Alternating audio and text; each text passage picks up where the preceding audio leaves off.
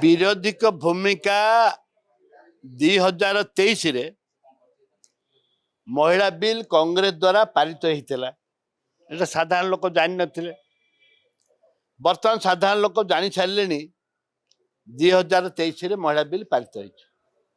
नरेंद्र मोदी कहीं 2024 रे महिला बिल आने विधानसभा पार्लियामेंट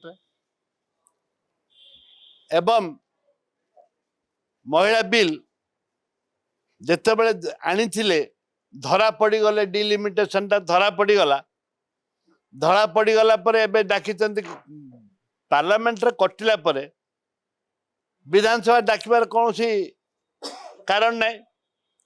पैसा खर्च होची कार कोटी कोटी टाका खर्च होची गरीब जनसाधारण जब कोटी कोटी टाका खर्च होची जनसाधारण आखे लोकों को सरकार कथा कहते कहीं एमएलए एमपी सीट बढ़ेबे सरकारी नौकरी सीट बढ़ाऊना से खर्च करना से पैसा रे जदि युवक युवती मान निजुक्ति देवे ताले ओडिशार विकास घटिबो। से पैसा को लेकर एमएलए मंत्री की पोषिबा ये गोटे दुर्भाग्य। से सरकार एक राजनीति आम निंदा करुचु। आमे भी सरकार विरुद्ध रे महिला बिल गोटे आमे भी महिला मान को सुरक्षा रिजर्वेशन इमिडिएट दियो से बिल टी आनिबो।